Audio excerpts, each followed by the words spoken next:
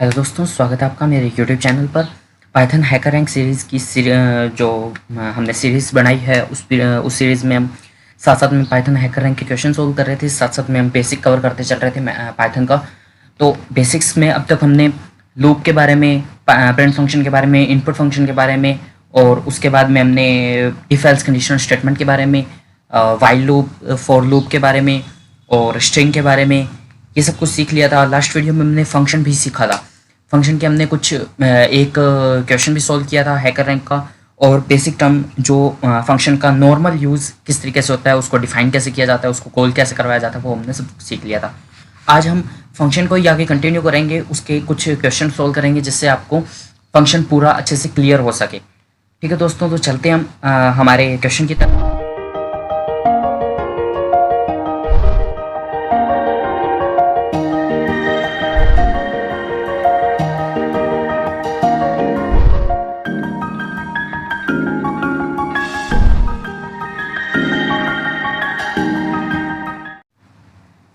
तो दोस्तों, फंक्शन होता क्या है ये हमने सीख लिया था। फंक्शन का यूज़ क्यों करते हैं ये भी हमने देख लिया था।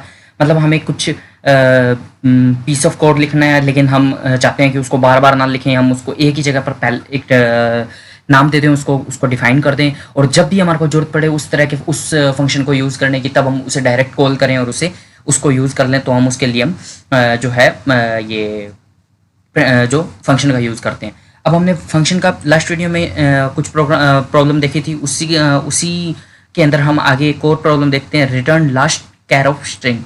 मतलब हमें अब ये क्वेश्चन है, प्रॉब्लम 1 है हमारी। इसमें हमें क्या करना है, जो भी स्ट्रिंग होगी, स्ट्रिंग का लास्ट कैरेक्टर जो है वो हमें रिटर्न करवाना होगा, आउटपुट मतलब हमें प्रिंट करवाना होगा। तो उसके लिए हमें एक फंक्शन डिफाइन करना है। तो सिंपल सी बात है, मैंने एक फंक्शन को डिफाइन करा।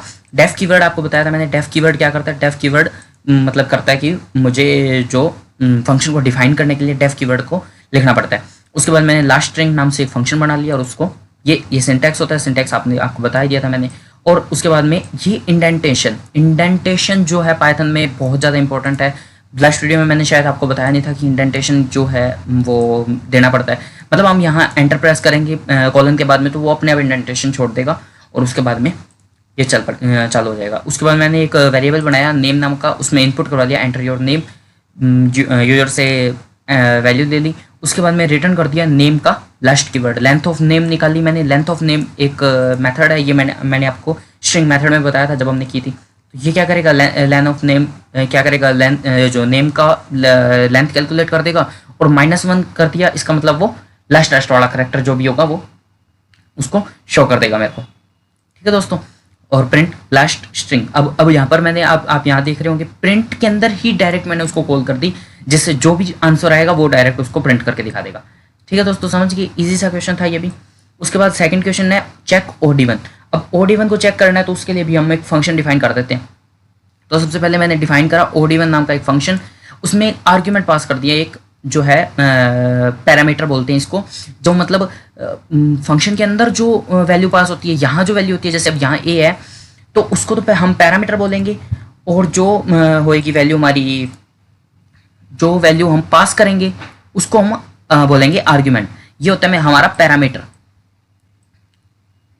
ठीक है दोस्तों, पैरामीटर ये अब मैंने ऐसे लिख दिया हल्का सा। ठीक है, और उसके बाद में जो वैल्यू हम पास करेंगे, अब जैसे यहाँ पर इंट में x की वैल्यू जो जाएगी, x की वैल्यू यहाँ से जो जाएगी वो होगा हमारा आर्ग्यूमेंट। ठीक है दोस्तों, आर्ग्यूमेंट। ठीक है, अब ये आर्ग्यूमेंट 1 भी हो सकता है, 2 भी हो सकता है, जितने हम कहेंगे वो उतने आर्ग्यूमेंट हो सकते हैं। मतलब हम जितने हम वैल्यू पास करेंगे उतने वो आर्ग्यूमेंट हो जाएंगे, यहाँ पैरामीटर हो जाएगा। ठीक है, अब क्या हुआ, a मॉड्यूलो 2 इक्वल टू 0 का मतलब क्या हुआ, इफ में लगा दिया मैंने। तो ये क्या करेगा, इवन कंडीशन को चेक करने के लिए हमने ये कंडीशन होती है, ये भी हमने जब OD1 का इफ एल्स में प्रोग्राम किया था तब हमने देखा था कि जो इवन फंक्शन, इवन और ओड को चेक करने के लिए हम ये यूज़ करते हैं कंडीशन को। तो a मॉड्यूलो 2 क्या करेगा, हमारे को बता देगा, अगर वो 0 इक्वल टू 0 होगी तो इवन होगा, और अगर वो एल्स में जाएगा, अगर वो इक्वल टू 0 नहीं होगी तो वो ओड रिटर्न कर देगा, ओड प्रिंट करवा देगा। अब दोस्तों, ये वाला जो हमारा फंक्शन है, जो हमने फंक्शन डिफाइन करा है, ये कुछ भी रिटर्न नहीं कर रहा, नल रिटर्न, इसमें कुछ भी रिटर्न नहीं हो रहा, वो डायरेक्ट ही प्रिंट करवा रहा है। लेकिन जो हमारा पिछला क्वेश्चन था, पिछली वाली जो प्रॉब्लम थी, उसमें क्या हो रहा था, रिटर्न भी करवा रहा था वो साथ साथ में। जो हमने देखा वो एक वैल्यू को रिटर्न भी करवा रहा था। ये देखिए यहाँ पर ये रिटर्न कीवर्ड का यूज़ हुआ है, जो रिटर्न कर रहा था, लेकिन इसके अंदर रिटर्न यूज कुछ भी नहीं कर रहा था। लेकिन और इसके अंदर हमने कोई भी पैरामीटर पास नहीं करा, लेकिन इसमें हमने पैरामीटर पास किया। तो फंक्शन जो है वो किसी भी तरीके से डिफाइन किया जा सकता है, जैसा आप चाहें फंक्शन उस तरीके से डिफाइन हो सकता है। मतलब हमें आर्ग्यूमेंट पास करना है तो हम आर्ग्यूमेंट पास करेंगे, अगर हमें आर्ग्यूमेंट पास नहीं करना तो हम आर्ग्यूमेंट पास नहीं करेंगे, अगर हमें रिटर्न करवाना है तो हम रिटर्न करवाएंगे, अगर हमें रिटर्न नहीं करवाना, डायरेक्ट प्रिंट करवाना है या जो भी कुछ है वो उस तरीके से हम फंक्शन को डिफाइन कर लेंगे। ये हो गया क्वेश्चन। एक्स के अंदर वैल्यू आई, एक्स की वैल्यू इसमें ओड इवन नाम से जो बनाया, ओड इवन नाम के फंक्शन को मैंने कॉल की और एक्स उसमें एज ए आर्ग्यूमेंट पास कर दिया, तो ये मेरे को रिटर्न कर देगा। अब यहाँ से होगा क्या, ये क्या होगा, ये सीक्वेंस बनेगा। सीक्वेंस कैसे होगा, यहाँ पर जो भी आर्ग्यूमेंट होगा, जो हम आर्ग्यूमेंट पास करेंगे, एक्स की वैल्यू जो पास करेंगे वो जाएगी फंक्शन को कॉल किया कॉल के अंदर, यानी जो एक्स की वैल्यू है वो रिप्लेस हो जाएगी ए की वैल्यू से, यानी ए के अंदर जो भी एक्स की वैल्यू होगी वो चल जाएगी, और ओड इवन फंक्शन के अंदर जो कुछ भी लिखा हुआ होगा वो सारा एज इट इज रन हो जाएगा। ठीक है दोस्तों। उसके बाद थर्ड प्रॉब्लम है हमारी, जो है वो है check is even boolean answer इसमें आएगा हमारे को। अब ये सिर्फ इवन को चेक करने के लिए तो डिफाइन करा, इज इवन नाम का हमने एक फंक्शन बना लिया और नम नाम का उसमें एक जो है आर्ग्यूमेंट जो है पैरामीटर जो है वो पास करवा दिया, और इफ कंडीशन लगाई नम मॉड्यूलो 2 इक्वल टू 0 तो रिटर्न कर देगा ट्रू, अदरवाइज रिटर्न कर देगा वो फॉल्स, रिटर्न फॉल्स। ठीक है। और जो मैंने कॉल करवाई प्रिंट फंक्शन में डायरेक्ट उसको कॉल करवा दिया, अभी 10 का रिजल्ट दे देगा, 10 अगर इवन होगा तो वो ट्रू दे देगा और ओड होगा तो फॉल्स दे देगा। तो इसमें 10 जो है इवन है तो ये रिजल्ट में मेरे को ट्रू दे देगा। उसी के बाद में सेकंड जो है हमारा, इसी को हमने चेक करने के लिए मतलब नया बनाया है, नए तरीके से सॉल्व किया है इसको। तो इसमें अब देखो क्या हो रहा है, इसके अंदर क्या हुआ, डायरेक्ट डिफाइन करा इज इवन नाम का मैंने फंक्शन नाम का वेरिएबल उसमें डिफाइन कर दिया, ये पैरामीटर पास कर दिया मैंने, उसमें क्या किया, डिफाइन करा उसको और उसने रिटर्न कर दिया डायरेक्ट ही नम मॉड्यूलो 2 इक्वल टू 0। अब यहाँ आप कंफ्यूजन में होंगे कि रिटर्न तो कर रहा है कि नम मॉड्यूलो 2, अब रिटर्न कर रहा है नम, जो नम मॉड्यूलो 2 रिटर्न कर रहा है वो ऐसे कैसे कि मेरे को रिजल्ट में दे देगा कि जो आंसर होगा वो, मतलब अब देखो नम मॉड्यूलो 2 जो है वो इक्वल टू 0 का मतलब क्या होता है। अब इक्वल टू 0 होगा जब नम की वैल्यू मेरी जो होगी इवन होगी। ठीक है, इवन होगी मेरी नम की वैल्यू, तो ये रिजल्ट क्या दे देगा मेरे को, रिजल्ट में मेरे को दे देगा ट्रू, क्योंकि ट्रू देगा मतलब कंडीशन सही होगी। कंडीशन सही का मतलब क्या होता है, उसका जो बुलियन वैल्यू होगी, बुलियन आंसर होगा वो तो ट्रू ही होगा। और हम इफ के अंदर जब ये चीज कर रहे थे तब हम उसको इफ में लगा देते थे तो हमारे को हम बाद में रिटर्न करवा देते थे वैल्यू को, ट्रू को वैल्यू रिटर्न करवा देते थे। लेकिन ये ऑटोमेटिकली जो आंसर देगा वो तो इसका आंसर ट्रू ही देगा।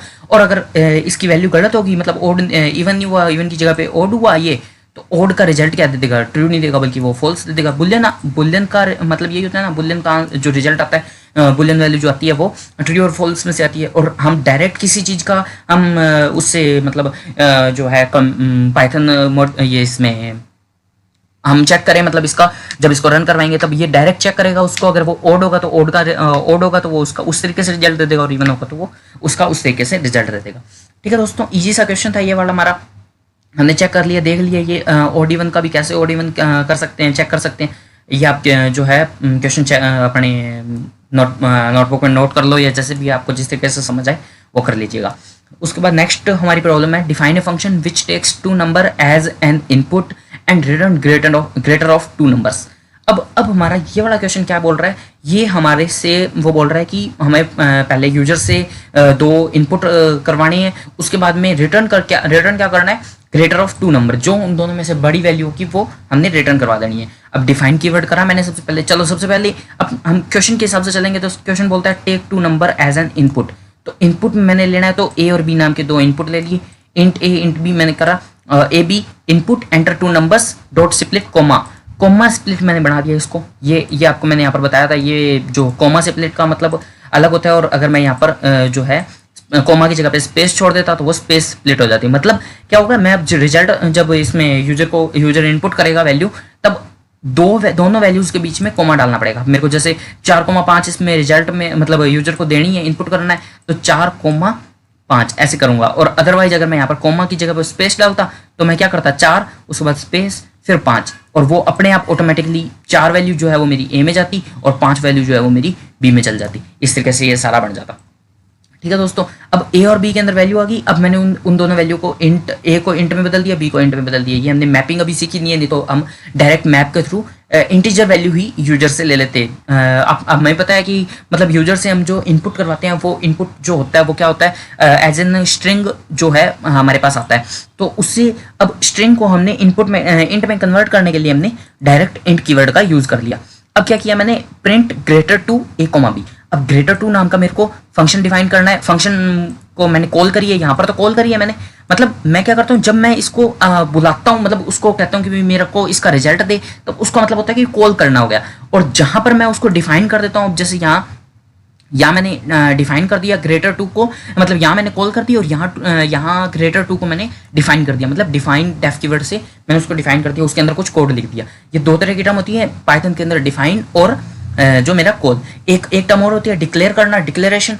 जब लेकिन यहाँ हम पाइथन में अभी तक उसका यूज नहीं कर रहे हैं। डिक्लेयर करना मतलब उसको हम पहले से डिक्लेयर कर देते हैं कि भी ये डिक्लेयर हो रहा है या नहीं हो रहा है। जो नॉर्मल बेसिक लैंग्वेज है जैसे सी लैंग्वेज है, उसमें हम तीसरा टर्म जो यूज करते हैं वो फंक्शन को डिफाइन करने से पहले उसको हम डिक्लेयर भी कर देते हैं।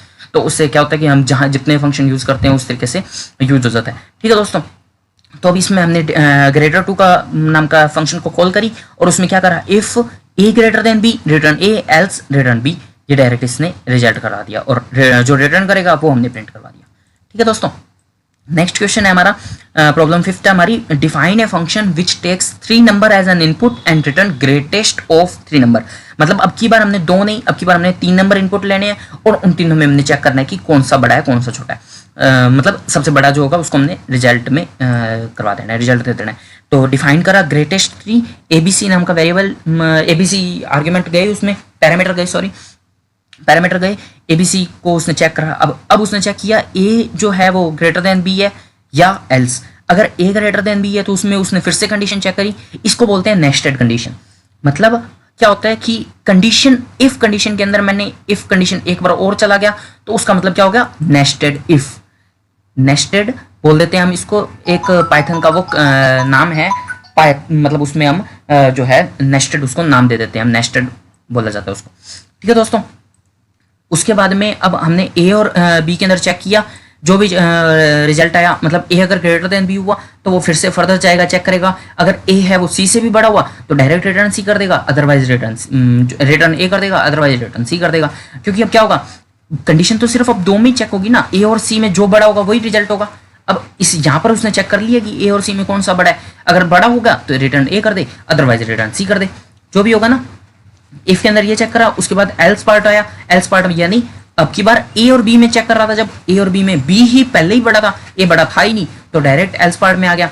एल्स पार्ट में आया, उसने चेक किया कि ए और बी में कौन सा बड़ा है, अब बी बड़ा है, तो बी में फिर से चेक करा उसने बी, अब क्या बी सी से भी बड़ा है, अगर सी में बी सी से भी बड़ा है तो डायरेक्ट उसने रिटर्न कर दिया बी। और अगर जो है सी बी जो है वो सी से बड़ा नहीं है, मतलब सी बड़ा है, तो वो रिटर्न कर देगा सी। इतना सा छोटा सा काम हुआ और हमने ग्रेटेस्ट 3 का जो है फंक्शन डिफाइन कर दिया। ठीक है दोस्तों, अब ये जो है यूजर से जो हमने इनपुट करवाए हैं ये हमने देख ही लिए। यूजर से एबीसी नाम के 3 जो वेरिएबल बनाए उसको इनपुट करवा दिया यूजर से, तीनों को मैंने इंट में कन्वर्ट कर दिया और उसके बाद में प्रिंट करवा दिया ग्रेटेस्ट 3 नाम के जो है प्रिंट फंक्शन के अंदर ही मैंने फिर से कॉल कर दी ग्रेटेस्ट 3 को, एबीसी उसमें आया एज एन जो है आर्ग्यूमेंट मैंने पास कर दिया। ठीक है दोस्तों, उसके बाद इसी को मैं एक तरीके से और सोल्व कर लेता हूँ। क्या होगा, देखो डिफाइन करा मैंने ग्रेटेस्ट 3, एबीसी नाम के 3 जो है मेरे पैरामीटर सेम पास करवाए। If A greater than B and A greater than C. अब जो ऊपर वाला एग्जांपल था वो नेस्टेड कंडीशन का था हमारा एग्जांपल, लेकिन ये वाला जो एग्जांपल है हमारा वो नेस्टेड कंडीशन का नहीं है, वो हमारा मतलब हम सिंपल उसको इफ एलिफ और एल्स से सोल्व कर रहे हैं इस वाले क्वेश्चन में, फंक्शन में। ठीक है, अब चेक करा सबसे पहले ए ग्रेटर देन बी है और फिर से एंड ऑपरेटर क्या करता है, एंड ऑपरेटर मैंने आपको बताया था एंड चेक करता है दोनों की दोनों कंडीशन फुलफिल हो रही है या नहीं हो रही है। एंड का मतलब होता है दोनों, बोथ कंडीशन आर ट्रू और नॉट। ठीक है, उसके बाद में और ऑपरेटर क्या करता है, मतलब दोनों में से कोई एक को चेक करना हो, मतलब या तो ये या ये, तब हम चेक क्या करते हैं, तब हम और का यूज करते हैं। अब ठीक है, अब हमारा क्या हुआ, ए सबसे पहले चेक करा A greater than B and A greater than C. जब दोनों कंडीशन फुलफिल हो गई तो रिटर्न करते सी को, ए को सॉरी। उसके बाद हमने दूसरा लूप बनाया एलिफ नाम से। एलिफ में चेक करा B greater than A and B greater than C, मतलब दोनों चेक कर लिया, बी ए से भी बड़ा है बी सी से भी बड़ा है, तो रिटर्न क्या कर दिया मैंने बी। एल्स में पार्ट फिर से बनाया मैंने। एल्स में क्या होगा, ऑटोमेटिकली जब वो ए से भी बड़ा नहीं हुआ, बी से भी बड़ा, मतलब बी भी बड़ा नहीं हुआ, ए भी बड़ा नहीं हुआ, तो नॉर्मल सी बात है वो सी ही बड़ा होगा, तो रिटर्न कर दिया डायरेक्ट ही सी। अब ए बी सी नाम के तीन जो है मेरे वेरिएबल बनाए हुए, ये सेम का सेम वो सब कंडीशन सेम, ग्रेटेस्ट 3, ये सब कुछ यहाँ से इसमें पास होके और सब कुछ मिल गया। ठीक है दोस्तों, इजी सा क्वेश्चन था ये भी। उसके बाद हम आगे चलते हैं, देखते हैं। अब हमने यही वाला जो है सेम उसको फिर से करा है, लेकिन अब की बार हमने फिर से कुछ नया यूज किया है। अब आप थोड़ा सा इस वाले क्वेश्चन के अंदर आप तो इस वाली मतलब हमने जो जिस तरीके से सोल्व करा है उसमें आप थोड़ा सा कंफ्यूज होंगे। तो देखिए अब कैसे हम सोल्व करते हैं इसको। सबसे पहले न्यू ग्रेटेस्ट नाम का एक वेरिएबल जिसमें ए बी सी नाम के 3 पैरामीटर। अब क्या करा मैंने, सबसे पहले चेक करा, रिटर्न कर दिया मैंने इसमें, नाम कोई मैंने बिगर चेक करा ना कोई मैंने कुछ और चेक करा, मैंने डायरेक्ट रिटर्न करा ग्रेटर 2 नाम के फंक्शन को मैंने कॉल करी। अब आप सोच रहे हो यहाँ पर तो फिर से ग्रेटर 2 नाम के फंक्शन को कैसे इसने कॉल कर दी। तो अब देखो ग्रेटर 2 नाम का हमने एक ऊपर सबसे ऊपर है वो बना रखा था, सबसे ऊपर हमने बनाया था ये रहा ग्रेटर 2 नाम का फंक्शन हमने ऊपर पर ये बनाया था। इसको मैंने यहाँ पर आपको शो करने के लिए लिख लेता हूँ मैं आपको, ये देखिए। अब ग्रेटर 2 नाम का हमने जो है फंक्शन पहले से डिफाइन कर रखा था। अब मैं क्या करता हूँ, ग्रेटर 2 नाम के फंक्शन के अंदर पहले एक बार हम अंदर रखते हैं, यहाँ देखो सबसे पहले हम यहाँ है ग्रेटर 2 नाम का फंक्शन बनाया, फंक्शन है हमारे पास, उसमें मैंने ए और बी 2 आर्ग्यूमेंट पास करे। अब ग्रेटर 2 नाम के फंक्शन में ए और बी जब मैं 2 ही आर्ग्यूमेंट पास करूंगा तो वो रिजल्ट क्या देगा, जो दोनों में से बड़ी वैल्यू होगी वो रिजल्ट देगा। ए और बी यहाँ आई, डायरेक्ट ए के अंदर ए की वैल्यू, बी के अंदर बी की वैल्यू, और जो रिटर्न करेगा वो रिटर्न हो जाएगा मेरे को यहाँ से। ठीक है, अब ग्रेटर 2 नाम के वेरिएबल के अंदर मान लो यहाँ से मेरे को जो भी रिजल्ट आया, मान लो बड़ा दोनों में से बड़ा था वो मेरा ए था, अब मेरा रिजल्ट क्या आ गया, ए आ गया। अब फिर से मैंने कॉल कर दी ग्रेटर 2 को। अब की बार मैंने आर्ग्यूमेंट क्या पास करा, ए कोमा सी, क्योंकि ये अलग फंक्शन है मेरा। ठीक है, ये देखो ये वाला जो है वो मेरा ग्रेटर 2 नाम का जो फंक्शन है ये मेरा अलग फंक्शन है, मतलब अलग फंक्शन को कॉल करी है। और बाहर वाला ग्रेटर 2 वो अलग है, उसमें सेकंड आर्ग्यूमेंट सी है, लेकिन फर्स्ट आर्ग्यूमेंट क्या है जो मैं अब यहां से रिटर्न करवा रहा हूं। ठीक है, अब देखते जाना आप। मैं एक काम करता हूं, आपको सबसे पहले 3 कोई भी वैल्यू लेता हूं। मैंने पहली वैल्यू ली 5, दूसरी वैल्यू ली 9 और तीसरी वैल्यू ली मैंने आप देख लो 4 ले ली। चलो ठीक है, अब क्या किया उसने, सबसे पहले मैंने ग्रेटर 2 नाम के फंक्शन को कॉल करी। ए और बी, ये क्या मेरा ये मेरा ए, ये मेरा बी और ये मेरा सी। ठीक है दोस्तों, क्या हुआ, ये मेरा आपको समझ में आ गया, ये मेरा हो गया 4 जो है सब कुछ समझ आएगी आपको। सॉरी एक बार, ये देखिए 5 और 9 और 4, ये हमारे 3 जो है वैल्यू है। अब सबसे पहले क्या हुआ, सबसे पहले मैंने ए और बी को कॉल करी, जब ग्रेटर 2 नाम के फंक्शन को कॉल करी, ए के अंदर 5 गया, बी के अंदर 9 गया। अब वो ग्रेटर 2 नाम का जो है फंक्शन क्या करेगा, इन दोनों में से जो भी मेरी बड़ी वैल्यू होगी उसको रिटर्न कर देगा। अब इन दोनों में से बड़ी मेरी वैल्यू कौन सी है, 9 है कि नहीं है। अब की बार मेरी वैल्यू जो बड़ी है वो 9 है, तो उसने मेरा 9 जो है मेरे को कॉल करवा दी। पहले फंक्शन था वो सिर्फ इतने फंक्शन को कॉल कर रहा था, ग्रेटेस्ट 2 GT। ठीक है, ग्रेटेस्ट 2 को कॉल कर रहा था 5 और 9 के थ्रू, तब ये सिर्फ 5 और 9 को कॉल कर रहा था। अब 5 और 9 की जगह पे एक वैल्यू आ गई मेरी 9 और दूसरी वैल्यू मेरी पहले से पड़ी थी वो थी 4। ठीक है, तो अब क्या करेगा, फिर से GT को कॉल करी उसने, GT ने कॉल करी, GT ने क्या करा 9,4 में से फिर से बता दिया कौन सा बड़ा है मेरा। अब की बार मेरा बड़ा है 9, तो उसने रिटर्न कर दिया 9। अब रिटर्न क्या कर देगा, डायरेक्ट इस पूरे की वैल्यू उसने मेरे को निकाल के दिखा दी 9। ठीक है दोस्तों, अगर फिर भी अगर आपको नहीं समझ में आया तो हम अपने काम करते हैं। पहले एक हमने बिगर नाम का वेरिएबल बनाया, उसमें मैंने ग्रेटर 2 को मैंने कॉल कर दी, पहले ए कोमा बी को कॉल करी, ग्रेटर 2 को कॉल कर दी, ग्रेटर 2 को कॉल करा और ग्रेटर 2 का जो भी रिजल्ट होएगा वो बिगर नाम के वेरिएबल के अंदर आ जाएगा। उसके बाद में रिटर्न क्या कर देगा, फिर से रिटर्न क्या करा, ग्रेटर 2 फिर से मैंने कॉल करी, लेकिन फर्स्ट वैल्यू उसमें आर्ग्यूमेंट जो पास कर दिया वो मैंने पास कर दिया बिगर को, और सेकंड आर्ग्यूमेंट जो मैंने पास कर दिया वो सी को। अब इन दोनों में से जो बड़ा होगा वो डायरेक्ट रिटर्न करवा देगा। आया कि नहीं आया समझ में आपको? बहुत ही इजी सा क्वेश्चन था ये जैसे जैसे हम मतलब अभी आपको अगर थोड़ी सी इस चीज़ के अंदर प्रॉब्लम हो रही है तो ये वाली प्रॉब्लम आपकी कब सॉल्व होगी? ये प्रैक्टिस से सॉल्व होगी। आप जितनी ज़्यादा प्रैक्टिस करोगे मतलब जो है पहली बारी के अंदर आपका जो फर्स्ट वाला था वो बना, सेकंड टाइम आपने थोड़ा और करा, फिर आपका सेकंड जो हमने सेकंड तरीके से जो सॉल्व करा है उस तरीके से बन गया, फिर आपने फिर से और प्रैक्टिस करी। ये भी आपके बहुत टाइम बाद में, अभी आप फंक्शन कर रहे हो तो फंक्शन को आप अच्छे से समझ जाओगे, उसके बाद में ये आपके सब कुछ सॉल्व होने लग जाएगा और फिर इतना अच्छे से सॉल्व हुआ करेगा, आपको इतना कुछ लिखने की जरूरत नहीं पड़ा करेगी, ऊपर से जल्दी जल्दी में सब सॉल्व करा करोगे। अभी मैंने ये जो है आपका देखो जो है तीन अलग अलग वेरिएबल बनाए हैं ए बी सी, उसको तीनों को बाद में अलग से इंट में कन्वर्ट कर रहा हूँ। यहाँ पर मैं फिर बाद में क्या करा करूँगा, मैं मैपिंग करा करूँगा, डायरेक्ट इंट में ही वैल्यू ले लिया करूँगा। सब कुछ बहुत ईजी है। पाइथन एक बहुत ही ईजी लैंग्वेज है, तो आपको डरने की कोई जरूरत नहीं है। जैसे जैसे हम आगे बढ़ते जाएंगे बहुत ईजी जो है टर्म यूज़ करते जाएंगे और पाइथन को सोल्व करते जाएंगे। ठीक है दोस्तों, अब एक हम नेक्स्ट एक क्वेश्चन और भी सोल्व करना है हमने, लेकिन वो हम आज सोल्व नहीं करेंगे। आप ये वाला क्वेश्चन नोट डाउन कर लो, मैं आपको समझा देता हूँ, आप ये सोल्व करना। अगर आपसे ट्राई हो आप ट्राई करना, अगर आपसे सोल्व हो जाए तो ठीक, नहीं तो हम नेक्स्ट वीडियो के अंदर इसका सॉल्यूशन देखेंगे। अब हमारा फंक्शन है, हमने फंक्शन बनाना है डिफाइन इज पैलिंड्रोम फंक्शन।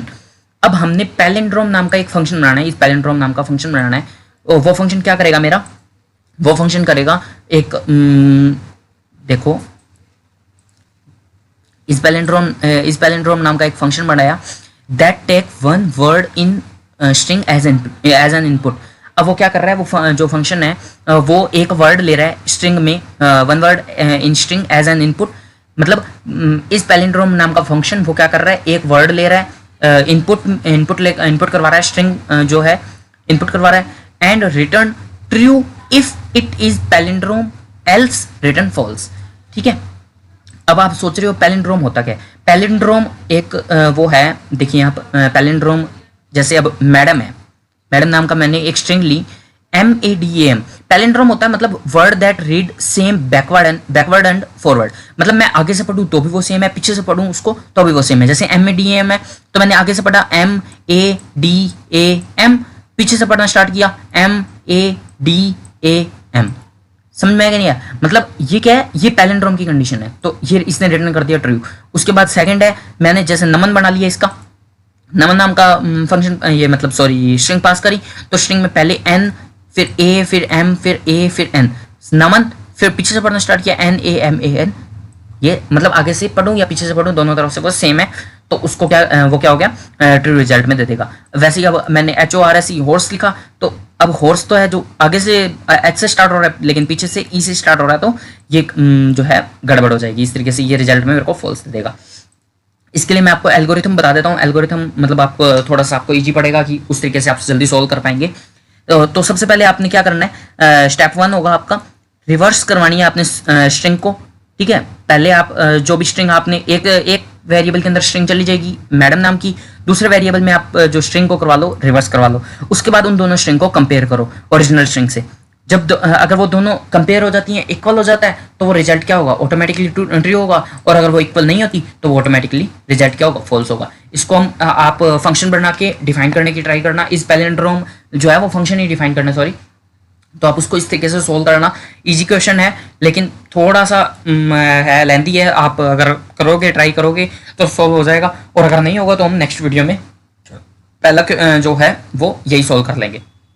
ठीक है दोस्तों, तो हम मिलते हैं नेक्स्ट वीडियो में। फंक्शन के एक वीडियो फंक्शन के ऊपर हम और बनाएंगे, उसमें हम जो भी है फंक्शन का दो क्वेश्चन और सोल्व करेंगे और एक हैकर रैंक का क्वेश्चन भी सोल्व करने की ट्राई करेंगे। फिर मिलते हैं हम नेक्स्ट वीडियो के अंदर, तब तक के लिए